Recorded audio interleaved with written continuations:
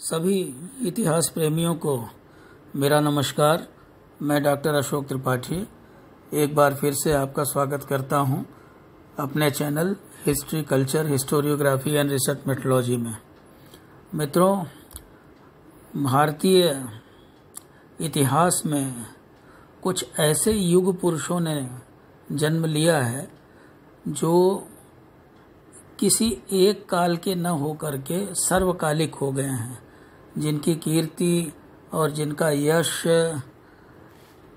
केवल किसी एक काल तक ही सीमित नहीं था, बल्कि युगों युगों तक उनकी कीर्ति और यश अपनी कहानी स्वयं कहती है। ऐसे ही एक व्यक्तित्व थे महाकवि कालिदास। तो आज की चर्चा का विषय है महाकवि कालिदास। यद्यपि कालिदास संस्कृत साहित्य में पढ़ाए जाते हैं, लेकिन इतिहास, भारतीय इतिहास और भारतीय संस्कृति के साथ उनका गहरा संबंध है। हम कह सकते हैं कि वो भारतीय संस्कृति के दूत रहे हैं, भारतीय संस्कृति के प्रतिनिधि कवि रहे हैं। उनकी कविताओं में भारतीय संस्कृति की जो झलक हमें दिखाई पड़ती है वह अन्यत्र बहुत कम दिखाई पड़ती है। तो कालिदास संस्कृत साहित्य के अद्वितीय कवि माने जाते हैं। इनकी कविता के आगे ऐसा कहा जाता है कि दूसरे कवियों की कविता फीकी पड़ जाती है। राजशेखर ने काव्य मीमांसा में 3 प्रकार के कवियों की चर्चा की है। कुछ ऐसे कवि होते हैं जिनकी कविता केवल अपने तक ही सीमित रह जाती है। कुछ ऐसे कवि होते हैं जिनकी रचना मित्र मंडली तक पहुंच जाती है, परंतु ऐसे कृति कवि थोड़े ही होते हैं जिनकी रचना सभी के मुखों पर पदन्यास करती हुई विश्व कुतूहली की भांति दुनिया भर में फैल जाती है। कालिदास की कविता ऐसी ही थी। वह आज सारे संसार के सहृदयों को मुग्ध बना रही है एवं उसमें भारत का जो कुछ भी सर्वोत्तम है, उनकी कविता में उसी का स्वर गूंज रहा है, उनके साहित्य में उसी का स्वर गूंज रहा है। मित्रों, कालिदास के बारे में आप में से जो अध्ययन करना चाहें, उनके ऊपर बहुत सारी पुस्तकें लिखी गई हैं। डॉक्टर रमाशंकर तिवारी की पुस्तक है महाकवि कालिदास, जिसमें जो उनका रिसर्च का टॉपिक भी था, उन्होंने बहुत गहराई से रिसर्च किया है। डॉक्टर हजारी प्रसाद द्विवेदी ने कालिदास की लालित्य योजना नामक पुस्तक लिखी है। आप डॉक्टर बलदेव उपाध्याय का संस्कृत साहित्य का इतिहास पढ़ सकते हैं।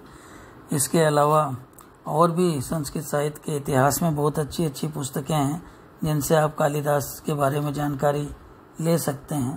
जैसे चंद्रशेखर पांडे की पुस्तक है संस्कृत साहित्य की रूपरेखा। इसी तरह से कालिदास के आप जो ग्रंथ पढ़ेंगे, जैसे उनके जो महाकाव्य हैं, उनके जो नाटक हैं, उनके जो खंड काव्य हैं, उनको आप पढ़ेंगे, उनमें भी आपको कालिदास के बारे में बहुत सारी जानकारियाँ मिलेंगी। और तो इस तरह से आचार्य महावीर प्रसाद द्विवेदी ने बड़ी अच्छी पुस्तक कालिदास पे लिखी थी। तो मैं जो बातें आज आपसे करूँगा कालिदास के विषय में, तो मैं अपनी तरफ से तो जो कुछ कहूँगा वो कहूँगा ही, लेकिन इन सभी पुस्तकों का अध्ययन करने के बाद कालिदास के बारे में जो एक धारणा बनती है, वही आपके साथ मैं शेयर करने का, आपके साथ बांटने का कोशिश करूँगा। तो मित्रों, कालिदास के बारे में किसी आलोचक ने कहा है कि पुरा कवीनाम गणना प्रसंगे कनिष्ठिकाधिस्थित कालिदासः अद्यापि तत्तुल्य कवेर भावाद अनामिका सार्थवती बभूव। अर्थात प्राचीन काल में कवियों की गणना करने का प्रसंग आने पर कालिदास का नाम सर्वप्रथम कनिष्ठिका उंगली पर रखा गया। आप जानते हैं कनिष्ठिका उंगली से ही हम लोग गणना शुरू करते हैं, किंतु कालिदास की बराबरी करने वाले अन्य किसी कवि के न होने के कारण दूसरी उंगली पर किसी का नाम पड़ा ही नहीं, इसीलिए उस उंगली का नाम अनामिका पड़ा। मित्रों, आज भी कालिदास के समकक्ष कोई और कवि न होने के कारण उस उंगली का नाम अनामिका सर्वथा सार्थक हो रहा है। तो इसी से समझा जा सकता है कि कालिदास कितने महान कवि थे, कोई उनकी बराबरी करने वाला नहीं था।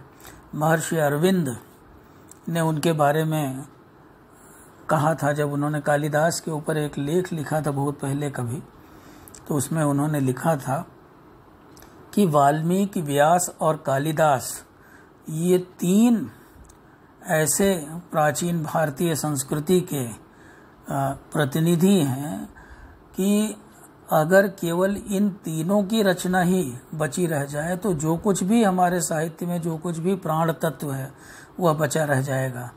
तो इस तरह से वाल्मीकि और व्यास की श्रेणी में महर्षि अरविंद ने महाकवि कालिदास को रखा है।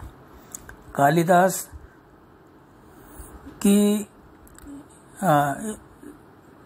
काल को लेकर, कालिदास के काल को लेकर या कालिदास की स्थिति को लेकर के विद्वानों में मतभेद है। कालिदास कब इस देश में उत्पन्न हुए, इस विषय में मतैक्य नहीं है। परंपरा क्रम से उन्हें ईस्वी पूर्व की प्रथम शताब्दी का कवि माना जाता है, परंतु आधुनिक विद्वान उन्हें गुप्त काल का कवि मानने लगे हैं। यद्यपि उनके समय, जन्मस्थान, कुल गोत्र आदि के बारे में विद्वानों में बहुत मतभेद है और बहुत बहस हुई है इस बात को लेकर के विद्वानों में, किंतु इसमें कोई संदेह नहीं है, इसमें कोई मतभेद उनके समय को लेकर के भले मतभेद हो, लेकिन इस बात में कोई मतभेद नहीं है कि वे हमारे देश के शीर्ष स्थानीय कवियों में से एक थे। वाल्मीकि और व्यास के बाद आसेतु हिमाचल जो कवि सबसे अधिक सम्मान भाजन है, जो कवि सबसे अधिक सम्मान का पात्र है, वह कालिदास हैं। नए आलोचक हों चाहे पुराने आलोचक हों, उन्हें निश्चित रूप से सर्वश्रेष्ठ कवि मानते हैं, अद्वितीय कवि मानते हैं और राष्ट्रीय कवि मानते हैं। राष्ट्रीय कवि क्यों मानते हैं? क्योंकि वो भारतीय संस्कृति के प्रमुख परिपोषक थे। भारतीय संस्कृति इनकी काव्य वाणी में बोलती है और इनके नाटकों में भारतीय संस्कृति पूरी तरह से गुंजायमान है। भारतीय संस्कृति की छटा इनके नाटकों में और इनके काव्यों में देखते ही बनती है। तो सर्वप्रथम हम बात करते हैं कालिदास के जन्म के उद्भव के बारे में कि कब कालिदास भारत भूमि पर, इस महान भारत की भूमि पर उदित हुए। संस्कृत काव्य गगन में महाकवि कालिदास कब उदित हुए, इसके बारे में जैसा कि मैंने कहा अभी आपसे कि बहुत ही मतभेद है। यह कहना बड़ा कठिन है कि वो कब इस देश में उत्पन्न हुए। इसके बारे में तरह तरह के मत दिए गए हैं। अगर उनका काल निर्धारण हम करना प्रारंभ करें तो हम ये देखेंगे कि कुछ बातें तो व्यर्थ में बहुत सारी दलीलें दी गई हैं जिनका कोई महत्व नहीं है, लेकिन कुछ बातें ऐसी हैं जो कि बहुत ही महत्वपूर्ण है, जिनके आधार पर हम कह सकते हैं कि कालिदास कब भारत भूमि पर अवतरित हुए होंगे। कालिदास ने एक बड़ा ही महत्वपूर्ण नाटक लिखा है जिसका नाम है मालविकाग्निमित्र। मालविकाग्निमित्र का कथानक शुंगवंशीय राजा अग्निमित्र के चरित्र से लिया गया है। अग्निमित्र शुंग वंश का एक शासक था, पुष्यमित्र का पुत्र था वो, पुष्यमित्र शुंग का, और विद्वानों ने इसका समय ईसा के लगभग 150 वर्ष पूर्व निर्धारित किया है। तो इसका सीधा सीधा अर्थ यही निकलता है कि कालिदास निश्चित रूप से अग्निमित्र के बाद अवतरित हुए होंगे और उनका जन्म अग्निमित्र के बाद हुआ, तभी उन्होंने उसका चरित्र चित्रण किया है। और तो इस तरह से जो है एक बात तो निश्चित होती है कि कालिदास जो है वो शुंग वंश के बाद उनका आविर्भाव हुआ। दूसरी बात यह है कि कब हुआ आविर्भाव, तो इसके बारे में भी बहुत मतभेद है। कालिदास के नाम का स्पष्ट उल्लेख कन्नौज के शासक हर्षवर्धन के यहाँ जो आश्रित कवि बाणभट्ट थे, जिन्हें गद्य सम्राट भी कहा जाता था, तो गद्य सम्राट महाकवि बाणभट्ट ने कालिदास का नाम लिया है। कालिदास के बारे में वो बाणभट्ट कहते हैं कि निर्गतासु नवाकस्य कालिदासस्य सूक्तिषु प्रीतिर्मधुर रसांद्रासु मंजरीष्विव जायते। यानी कि बाणभट्ट पूछते हैं कि कविवर कालिदास की आम्र मंजरी के समान सरस मधुर सूक्तियों को सुनकर किसके हृदय में आनंद का उद्रेक नहीं होता। तो इस प्रकार से कालिदास का नाम सबसे पहले हम ये देखते हैं कि किसने लिया, बाणभट्ट ने लिया।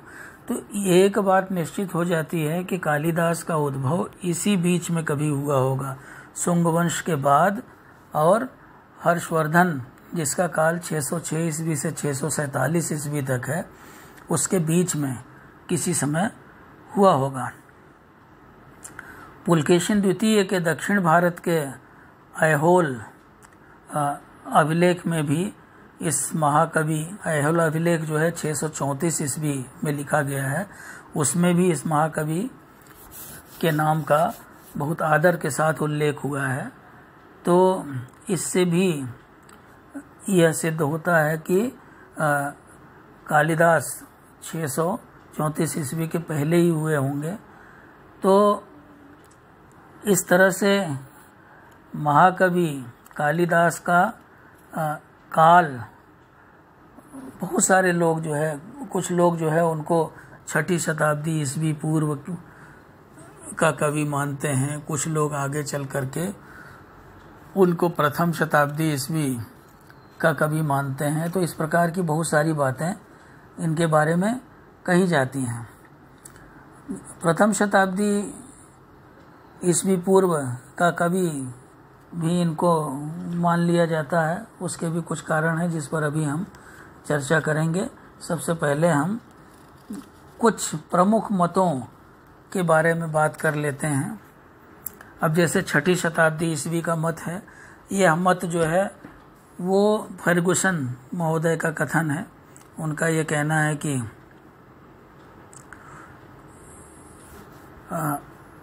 शकों को राजा हर्ष विक्रमादित्य ने 544 ईस्वी में कहरूर की लड़ाई में हरा दिया था, क्योंकि कालिदास ने जो है वो इस बात का उल्लेख किया है, उन्होंने शकार जैसे शब्दों का उल्लेख किया है और विक्रमादित्य का उल्लेख किया है कहीं अपने काव्यों में। तो इस तरह से जो है इस आधार पर वो 544 ईस्वी के बाद यानी 6ठी शताब्दी में मानते हैं कालिदास का काल। इसी तरह से बहुत सारे विद्वान जो हैं वो उन्हें गुप्त काल का मानते हैं, और किंवदंतियों में भी जो है उनको गुप्त काल का ही कहा जाता है। यूरोपीय विद्वान खास करके ने गुप्त नरेशों के समय का कवि उन्हें माना है। इसमें बहुत सारे विद्वान हैं, जैसे कीथ महोदय हैं, कीथ ने इन्हें गुप्त काल का कवि माना है। और खास करके चंद्रगुप्त विक्रमादित्य के समय का कवि इन्हें माना है। उनके मतानुसार भारतीय इतिहास के इसी स्वर्ण युग में महाकवि कालिदास ने अपनी कीर्ति कौमुदी का प्रसार किया था। इस मत के समर्थन में कहा जाता है कि कालिदास के कुमार संभव नामक महाकाव्य की रचना संभवतः चंद्रगुप्त के पुत्र कुमारगुप्त के जन्म को लक्ष्य में रखकर की गई है। तो कालिदास के बारे में इस तरह की बहुत सारी बातें कही गई हैं। कालिदास के ग्रंथों में वर्णित जो सुख शांति समृद्ध वगैरह की बातें हैं, तो गुप्त काल में चारों तरफ सुख था, शांति थी, समृद्धि थी। समुद्रगुप्त के बाद कोई विशेष युद्ध नहीं लड़ना पड़ा था चंद्रगुप्त द्वितीय को, चारों ओर सर्वत्र शांति थी, इसीलिए उसको स्वर्ण युग कहा जाता था। तो बहुत सारी बातें जो है, अब जैसे कालिदास ने जो माहौल है, मतलब एक तरह का जो वातावरण है उनके नाटकों में, उनके काव्यों में, उन सब से यही प्रतीत होता है कि संभवतः वो कालिदास जो है वो चंद्रगुप्त द्वितीय के काल में हुए होंगे। तो इस तरह से बहुत सारे जो हमारे यहाँ के विद्वान हैं वो यही मानते हैं कि कालिदास जो थे वो गुप्त काल के कवि थे और संभवतः जो है चंद्रगुप्त द्वितीय विक्रमादित्य के समय में हुए होंगे। तो इस मत को मानने वाले लोग जो हैं वो अब जैसे Keith, V Smith, doctor Bhandarkar, doctor Bhagwat Sharan Upadhyay, doctor भोला शंकर इत्यादि हैं, डॉक्टर रमाशंकर तिवारी, तो ये सब लोग जो है वो चंद्रगुप्त द्वितीय के काल का कवि इन्हें मानते हैं। तो इसी तरह से प्रथम शताब्दी ईस्वी पूर्व में भी उत्पन्न होने का जो है वो मत कुछ लोग बताते हैं। उसका कारण ये है कि ऐसा कहा जाता है कि उज्जैनी के महाराजा विक्रमादित्य थे, जो कि मतलब ऐसा कहा जाता है, ऐसा लोक कथाओं में आता है, ऐसा लोक विश्रुत है, लोक प्रसिद्ध है कि महाराजा विक्रमादित्य उज्जैनी के राजा थे जिन्होंने शकों को परास्त कर अपनी विजय के उपलक्ष्य में 57 ईस्वी पूर्व के में विक्रमीय संवत का प्रारंभ किया था। तो कथा चरित सागर में, जो कि पहली शताब्दी ईस्वी की गुणाध्य की बृहत कथा पर आश्रित है, तो उसमें परमार वंश के विक्रमादित्य का वर्णन आता है जो उज्जैनी के राजा थे तथा जिनके विषय में अनेक लोक कथाएं गढ़ी गई हैं। तो कथा सरित सागर का वृत्तांत ऐतिहासिक और प्रामाणिक माना जा सकता है क्योंकि उसके मूल लेखक गुणाध्य विक्रमादित्य के समय के अत्यधिक निकट थे। अब कथा सरित सागर के अनुसार यह विक्रमादित्य जो थे वो परमार वंशी उज्जैनी नरेश महेंद्रादित्य के पुत्र थे, जिन्होंने म्लेच्छों का उन्मूलन किया था, नास्तिक संप्रदायों का उन्मूलन किया था और वैदिक धर्म का पुनरुत्थान किया था। तो वे एक परम शैव थे और उज्जैन के महाकाल मंदिर के निर्माता थे। तो अगर आप देखें तो कालिदास जो थे, कालिदास भी जो है वो शिव भक्त थे। तो इन्हीं विक्रमादित्य ने शकों को उनके प्रथम आक्रमण में पराजित कर प्रथम शताब्दी ईस्वी पूर्व में मालव गण स्थिति नामक संवत प्रवर्तन किया, जो आगे चलकर विक्रम संवत के नाम से प्रसिद्ध हुआ। तो इसी आधार पे कुछ जो इतिहासकार हैं वो ये कहते हैं कि कालिदास जो थे वो प्रथम शताब्दी ईस्वी के कवि थे। तो इस तरह से कालिदास के बारे में अगर देखा जाए तो तरह तरह के मत हैं। और तो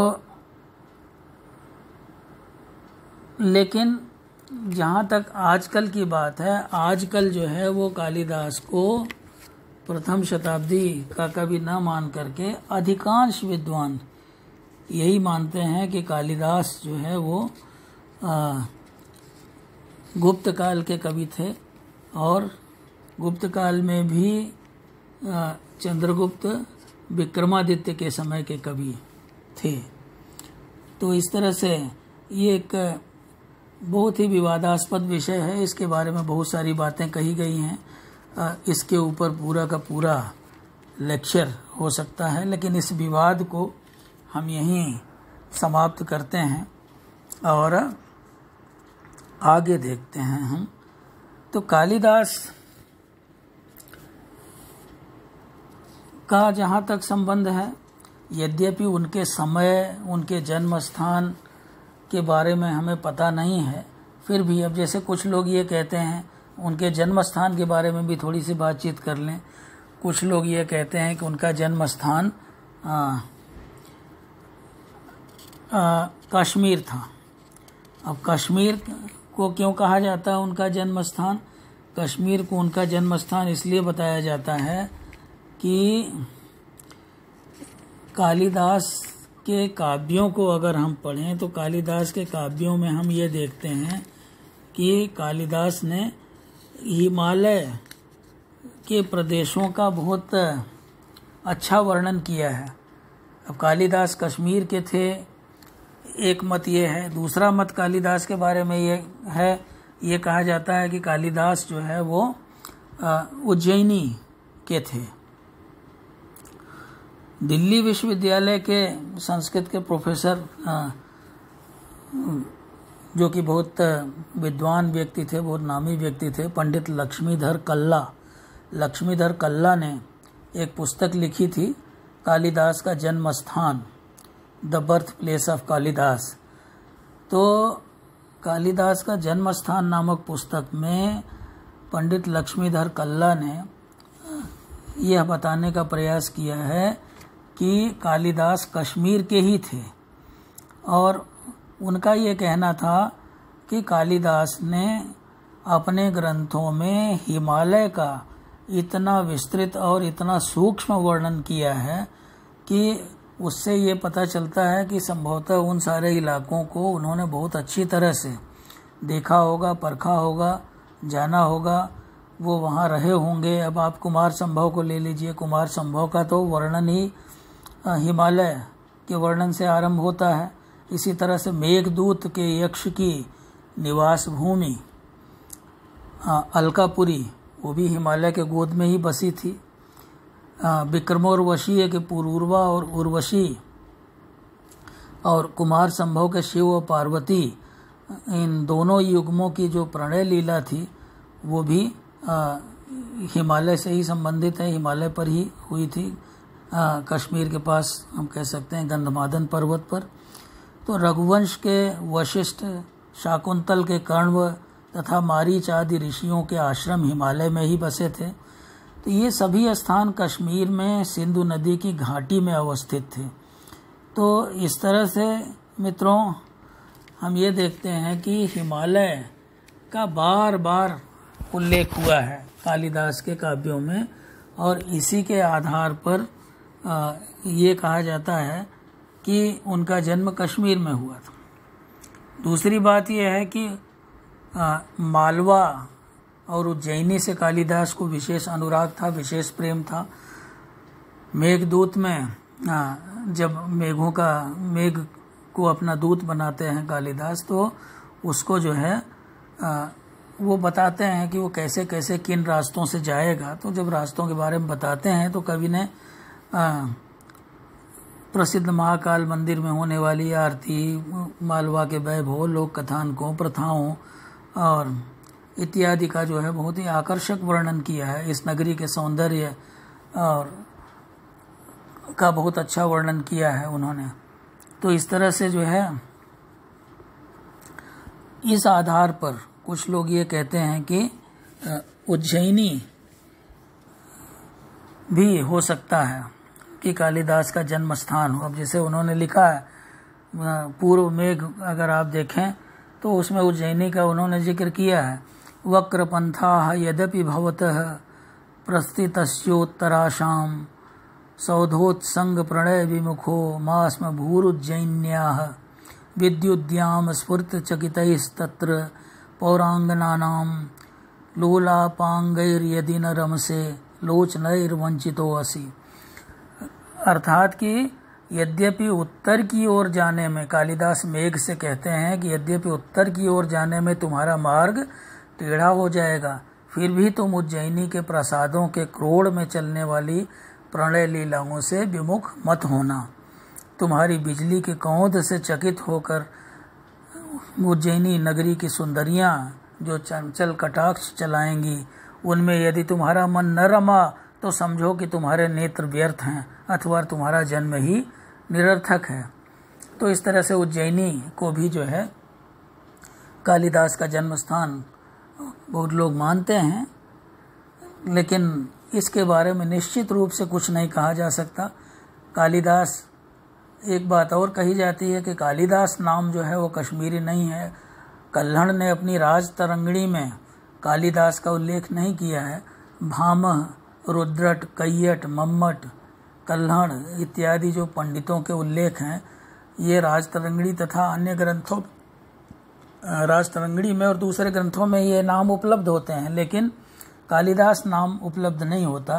तो इसलिए कुछ विद्वानों को मानना है कि यदि कालिदास कश्मीर के होते तो कल्हण जैसा सावधान और जिज्ञासु इतिहासकार इसका उल्लेख अपने राजतरंगिणी में अवश्य करता, क्योंकि कल्हण ने तो बहुत पुराने समय से, मौर्यों के काल से, जब उसने सम्राट अशोक का भी उल्लेख किया है, तो फिर वो कालिदास का उल्लेख अवश्य करता अगर वो कश्मीर के होते। तो इस तरह से इस विवाद को, उनके जन्म स्थान और उनके काल को हम यहीं समाप्त करते हैं और आगे बढ़ते हैं। मित्रों,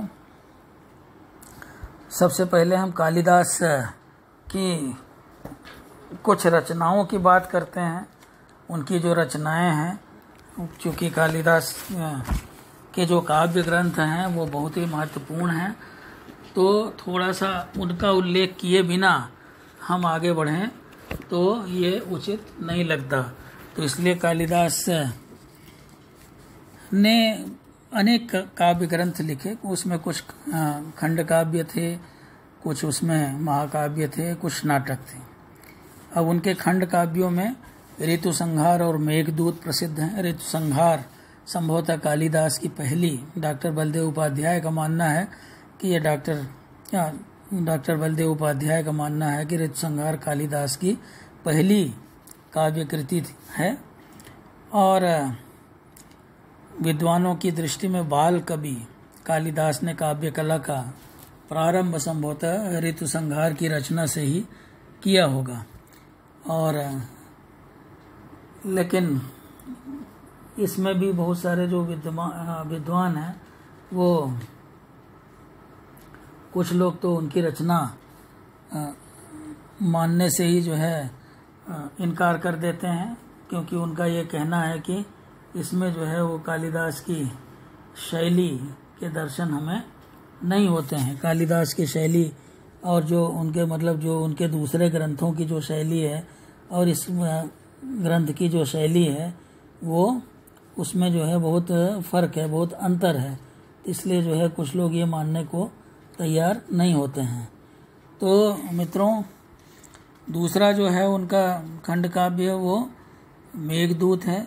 मेघदूत बहुत उच्च कोटि की रचना है और यह कालिदास की प्रतिभा को पूरी तरह से दर्शाती है। इसमें एक यक्ष की कहानी है जो कि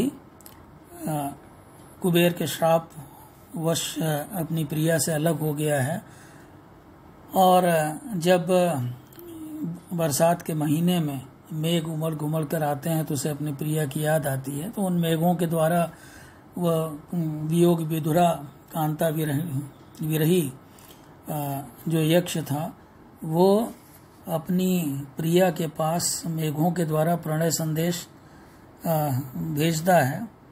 तो इस तरह से इसी पर दो खंडों में यह काव्य है मेघदूत। और तो मेघदूत में मेघ को अपना दूत बना करके वो अपनी प्रिया के पास भेजता है। उसकी प्रिया अलकापुरी में है और मेघ को रास्ता बताता है और रास्ते में किधर से जाएगा, किन रास्तों से जाएगा, उन रास्ते में क्या क्या आएंगी, तो क्या क्या स्थान आएंगे, उन स्थानों को कैसे पार करेगा, कौन कौन से नगर आएंगे, कौन कौन से नदियां आएंगी, कौन कौन से पहाड़ आएंगे, तो इन सब के बारे में अच्छी तरह से वो उसका वर्णन करते हैं। और यहाँ पर आप भारतीय संस्कृति की झलक पूरी तरह से देख सकते हैं और साथ ही साथ जो काव्य सौंदर्य है वह देखते ही बनता है। जो विप्रलंब श्रृंगार का वर्णन है और श्रृंगार वर्णन है वो यहाँ देखते ही बनता है। उसके बारे में हम बातचीत करेंगे आगे। इसके अलावा उनके दो महाकाव्य हैं। एक तो है रघुवंश महाकाव्य। रघुवंश महाकाव्य कालिदास का सर्वश्रेष्ठ महाकाव्य माना जाता है, सर्वश्रेष्ठ ग्रंथ माना जाता है और इसमें इसकी बहुत सारी टीकाएं लिखी गई हैं। इसमें रघु के जन्म की पूर्व पीठिका से इस काव्य का प्रारंभ होता है और आगे इसमें बहुत सारी घटनाओं का उल्लेख किया जाता है। तो इसके अलावा उनका एक काव्य है कुमार संभव। कालिदास की बहुत अच्छी, बहुत सुंदर रचनाओं में कुमार संभव की गिनती होती है और कालिदास की लेखनी का चमत्कार ही कहा जाता है इस ग्रंथ को, क्योंकि इतना सुंदर ग्रंथ बहुत कम, संभवतः संस्कृत में इतना सुंदर ग्रंथ दोबारा कभी नहीं लिखा गया जिस तरह से कि कुमार संभव है। कुमार संभव में पार्वती और शिव के विवाह के बाद कुमार की उत्पत्ति, कुमार कार्तिकेय की उत्पत्ति की कथा है। किस प्रकार से पार्वती शिव को पाने के लिए तपस्या करती हैं। जब वो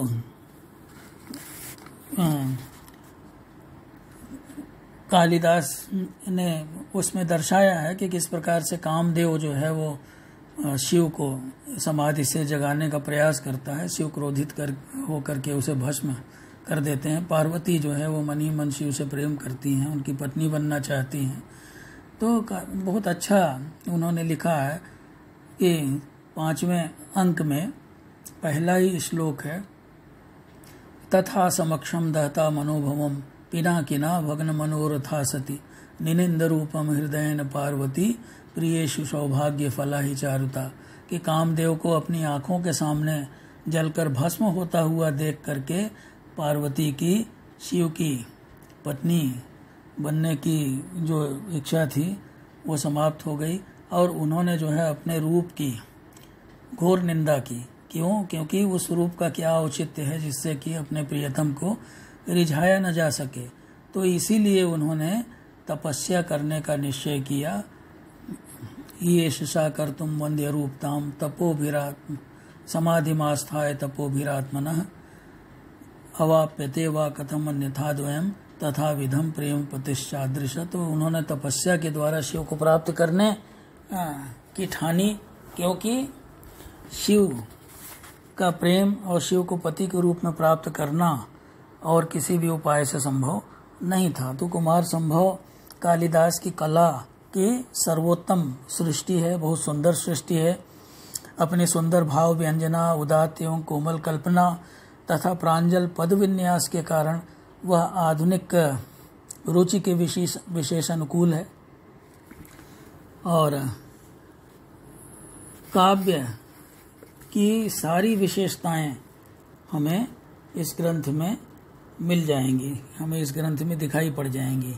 इसके अलावा कालिदास ने कुछ नाटक भी लिखे थे जो कि बहुत ही महत्वपूर्ण नाटक उनके हैं और इन नाटकों में उन्होंने अपना जैसे सब कुछ उड़ेल दिया है। अपना जो कुछ भी उनके पास था उन सबको जो है उन्होंने इन नाटकों में उड़ेल दिया है। तो ये नाटक हैं अभिज्ञान शाकुंतलम और विक्रमोर्वशीयम। तो अभिज्ञान शाकुंतलम, विक्रमोर्वशीयम नाटक जो है ये बहुत ही महत्वपूर्ण नाटक हैं। और अभिज्ञान शाकुंतलम के बारे में तो ये कहा जाता है कि काव्येषु नाटकम रम्यम तत्र रम्या शकुंतला, कि काव्यों में जो है नाटक सबसे सुंदर होते हैं और उसमें भी जो है सबसे सुंदर नाटक जो है वो शकुंतला है। तो ये कालिदास का सबसे प्रसिद्ध नाटक है और आज तक भारत में ही नहीं विश्व में जितने भी नाटक लिखे गए उनमें इसे सर्वश्रेष्ठ नाटक की संज्ञा दी गई है। इसमें 7 अंक हैं।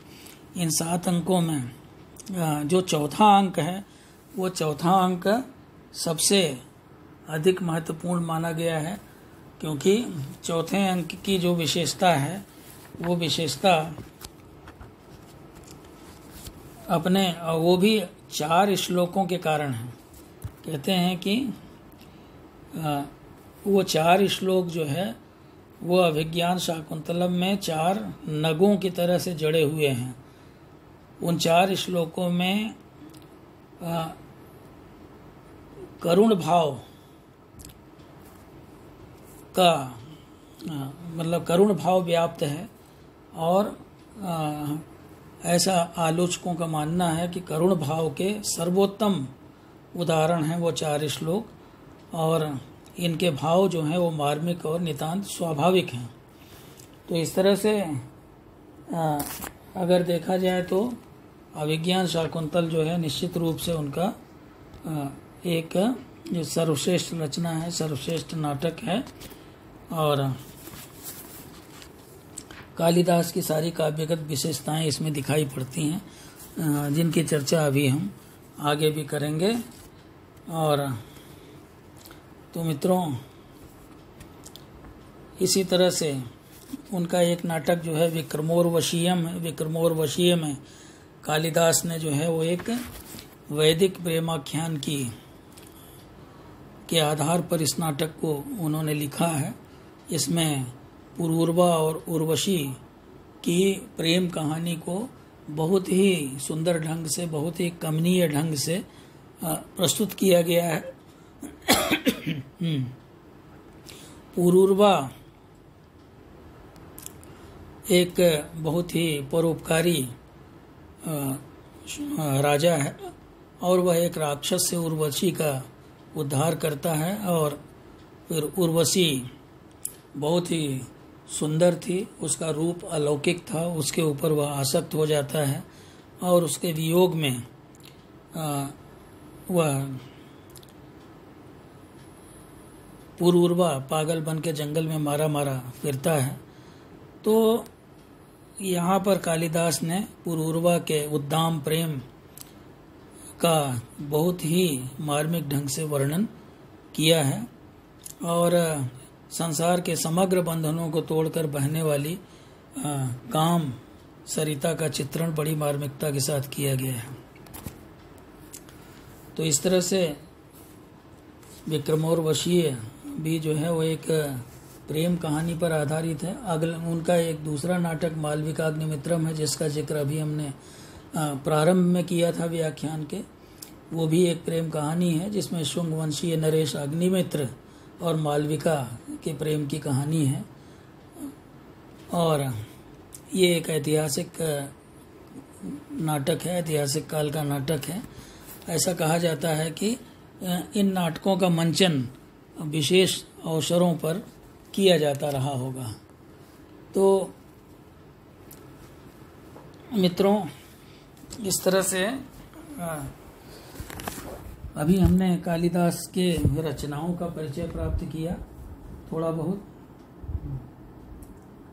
तो निश्चित रूप से कालिदास के समय के बारे में कालिदास के समय के बारे में, उनके जन्म स्थान के बारे में, कुल गोत्र आदि के बारे में विद्वानों में चाहे जितने भी मतभेद हों उनकी रचना, लेकिन इसमें किसी को कोई भी मतलब किसी का कोई भी मतभेद नहीं है इसमें कि वो भारत के सर्वश्रेष्ठ संस्कृत के कवि थे। मित्रों, कालिदास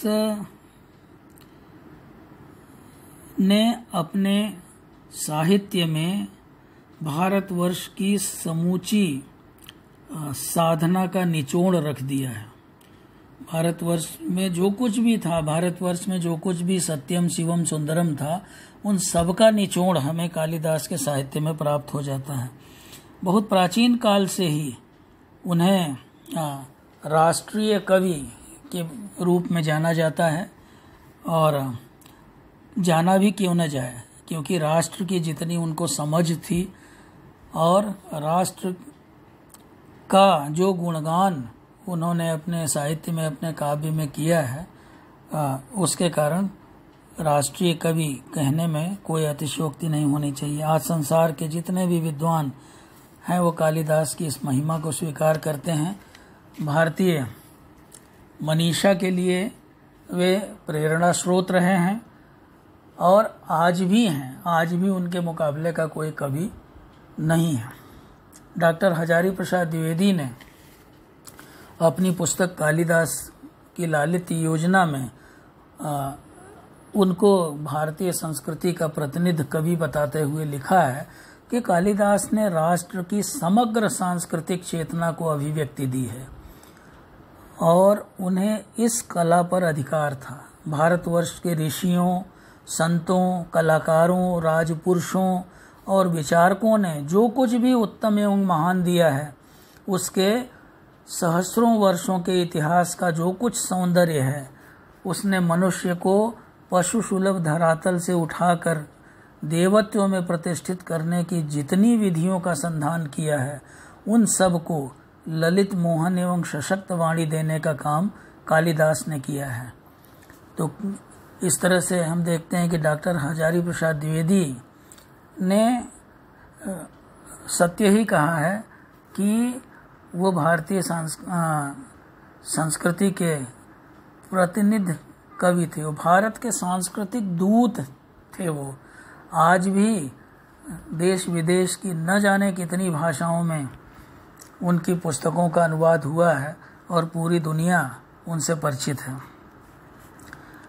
यह बात बहुत दूर तक सत्य है कि भारतवर्ष, हम सभी जानते हैं कि भारतवर्ष एक बहुत विशाल देश है, स्थान के रूप में भी, और हमारा जो इतिहास है, हमारा इतिहास भी बहुत पुराना रहा है और प्रागैतिहासिक काल से लेकर के अब तक हमारा जो इतिहास है बहुत लंबा इतिहास रहा।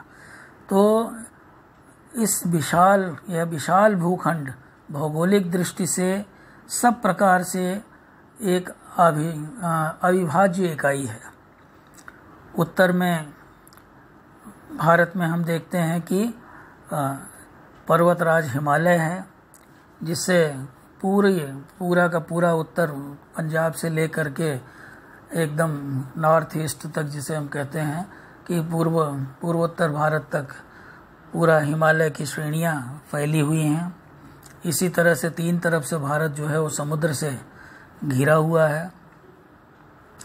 तो कालिदास ने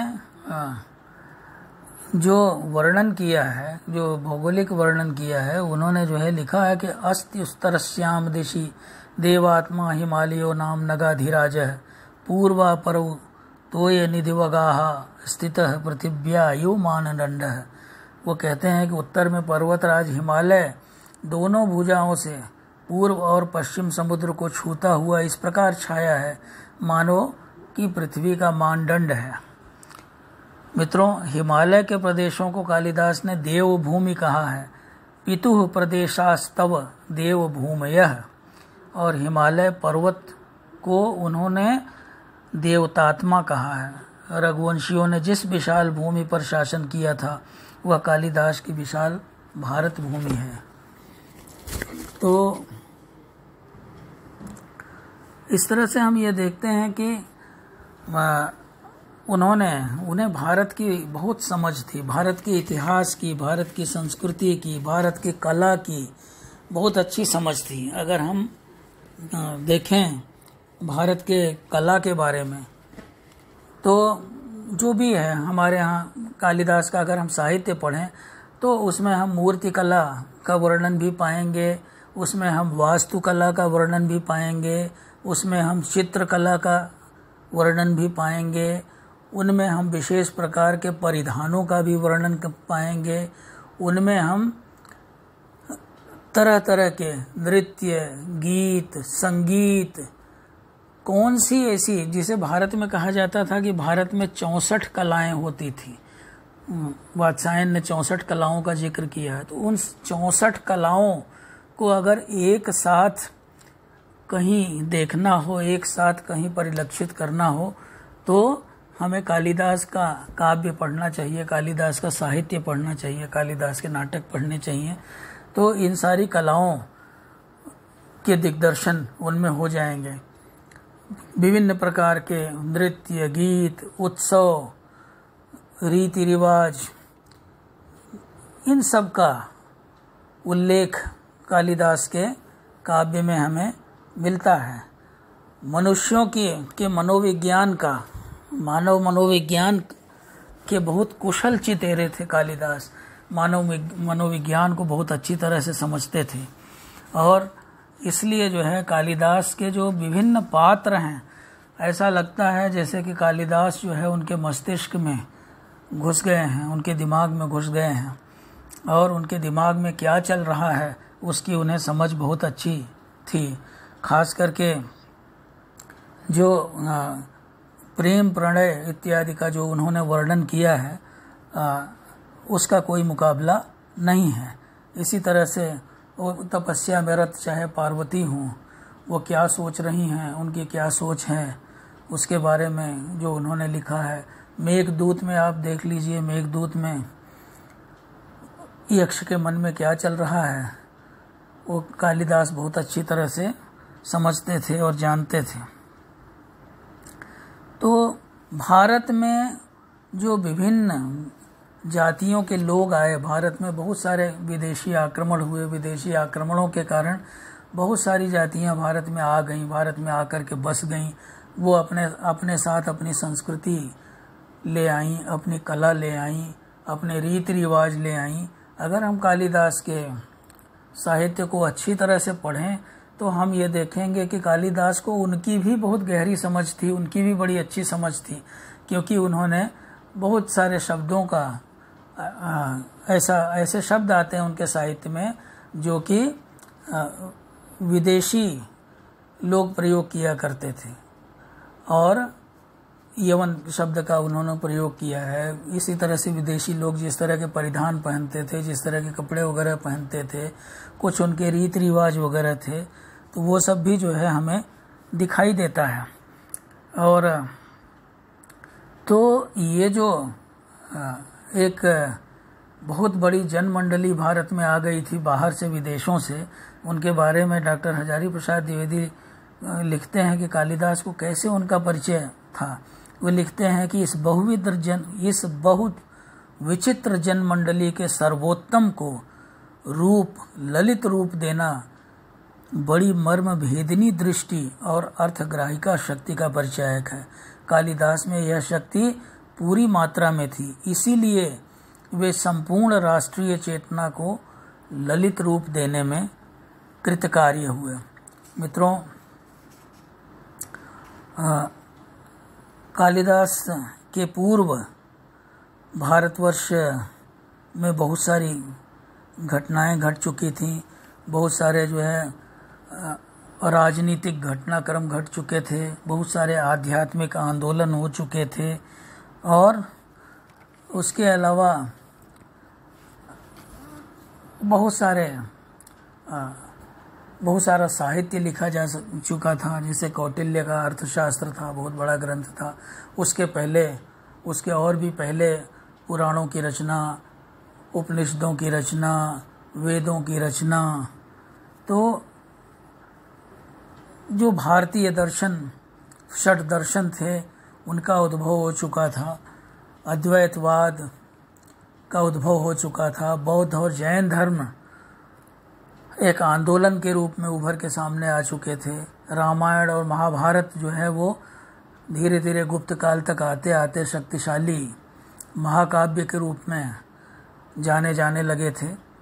जाने तो पहले से ही थे, लेकिन उनको अच्छी तरह से लिपिबद्ध कर दिया गया। इसी तरह से तमाम स्मृति ग्रंथों की रचना हुई। तो इन सभी से कालिदास का परिचय था। हमारे कहने का अर्थ यही है कि इन सभी से कालिदास का बहुत अच्छा परिचय था। वो चाहे वेद हो, पुराण हो, उपनिषद हो, सूत्र साहित्य हो, बौद्ध साहित्य हो, जैन साहित्य हो, और भी पौराणिक साहित्य हो, ब्राह्मण ग्रंथ हों, स्मृतियाँ हों, कर्मकांड से संबंधित ग्रंथ हों, तो इन सब का काफ़ी अच्छा अध्ययन कालिदास ने किया था। और उन्होंने इन सब का उपयोग अपने काव्य में किया। अब जैसे आप देखिए अभिज्ञान शाकुंतलम जो है एक महाभारत में एक कथा आती है, छोटी सी कहानी आती है विश्वामित्र और के तपस्या भंग की, जिसमें मेनका ने उनकी तपस्या भंग की और शकुंतला का जन्म हुआ। और अपनी मौलिक उद्भावना से कालिदास ने इतना बड़ा काव्य लिख दिया अभिज्ञान शाकुंतलम।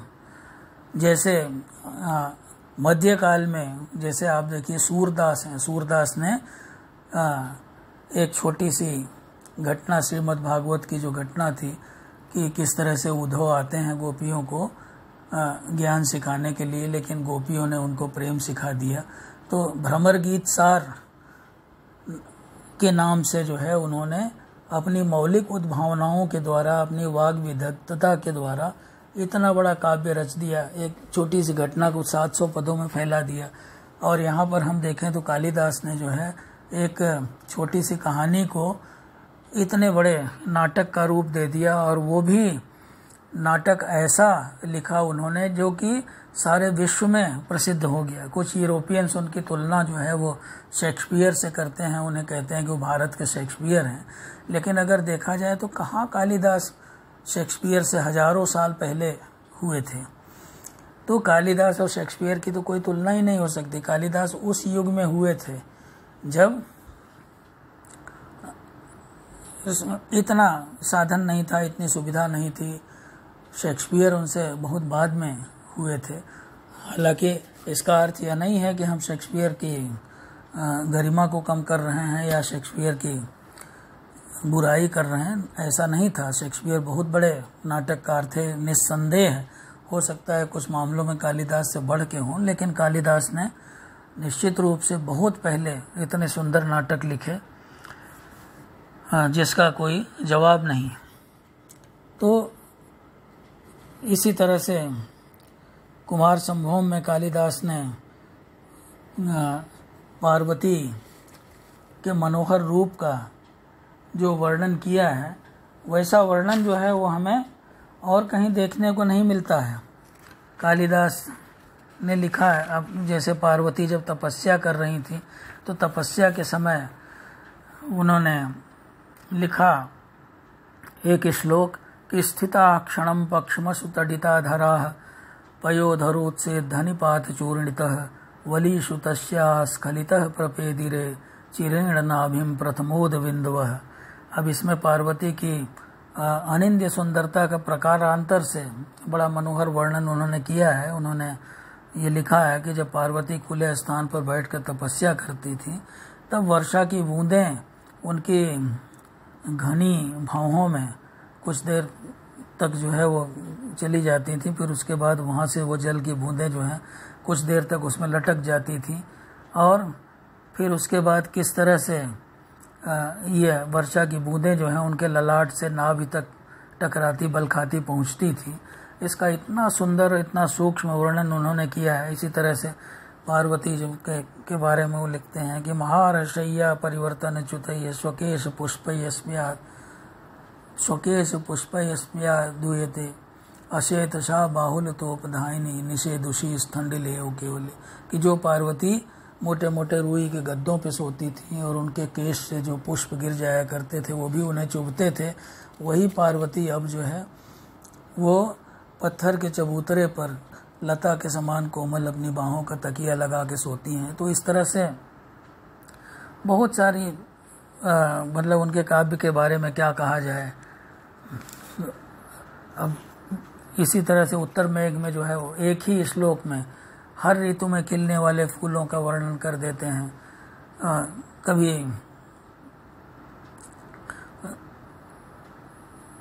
बिजली और बादल का संयोग क्या है, किस तरह से बिजली का विद्युतवंतम ललित वनिता सेंद्र चापम सचित्रा। तो कहने का मतलब ये है कि उनके काव्य का कोई सानी नहीं है, कोई तुलना नहीं है। कालिदास के बारे में ये भी कहा जाता है कि कालिदास की जो उपमाएं होती थी ऐसी उपमाएं कोई दूसरा नहीं दे सकता था, इसलिए उपमा कालिदासस्य कहा जाता है कि कालिदास की विलक्षण उपमाओं के कारण ही जो है विश्वविख्यात एक मुहावरा बन गया है उपमा कालिदासस्य। वास्तव में उनकी उपमाएं अद्वितीय होती थी, उनमें अनुरूपता, सरसता, अपूर्वता, सौंदर्य, रमणीयता क्या नहीं था। अनेक ऐसी उपमाएं हैं। अब जैसे वो कहते हैं कि दिन क्षपा मध्य गति व संध्या, कि जैसी दिन और रात के मध्य में होने वाली रक्त वर्णा संध्या, तो इस प्रकार की उपमा वो देते हैं। इसी तरह से जो है वो कहते हैं शरत प्रसन्ने ज्योतिर्भिर विवाभैर इव ध्रुवम, शरद ऋतु को रात्रियां ध्रुव नक्षत्र का अनुगमन करती हैं। तमाम जो है वो श्रुतेरिवार्थम स्मृति रन्मगच्छत, कि नंदिनी के पीछे चलने वाली दिलीप की श्रुति का अनुसरण करने वाली स्मृति से उपमा दी गई है, जो कि आध्यात्मिक ढंग की उपमा है। तो इस तरह की तमाम उपमाएं कालिदास ने दी हैं जिनका कोई जोड़ नहीं है, बेजोड़ हैं वो। एको ही दोषो गुण सन्निपाते निमज्जतीन्दो किरणेष्वि वांक। तो कालिदास में कहीं कहीं कभी कभी अश्लीलता का आरोप लगाया जाता है कि कभी कभी जो है उनका काव्य अश्लील हो जाता है, चित्त संस्कृति का आरोप लगाया जाता है, औचित्य भंग, रस दोष की त्रुटियों का आरोप लगाया जाता है। लेकिन जैसा कि मैंने कहा कि एको ही दोषो गुण सन्निपाते निमज्जतीन्दो किरणेष्वांक, कि इसके अनुसार कि वे सर्वथा नगण्य और उपेक्षित हैं, इस तरह के जो दोष हैं। तो इस तरह से कालिदास के बारे में ये कहा जाता है कि ख्यातः कृति सोऽपि च कालिदासः शुद्धा सुधा स्वादिमती च यस्य वाणी मिशान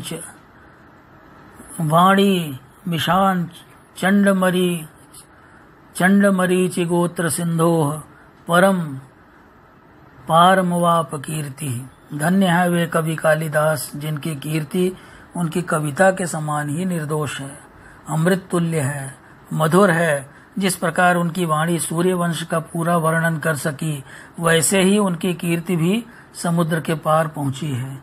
तो इस तरह से हम ये देखते हैं कि कालिदास निश्चित रूप से भारतीय संस्कृति के प्रतिनिधि कवि थे। उनके बारे में वो राष्ट्रीय कवि थे। उनके बारे में जितना कहा जाए कम है, साधारण मनुष्यों के वश का नहीं है जो कि उनकी सही ढंग से आलोचना कर सकें। उनके बारे में बोलने के लिए, उनके बारे में उनकी आलोचना करने के लिए बहुत ही उर्वर मस्तिष्क की आवश्यकता होती है, बहुत ही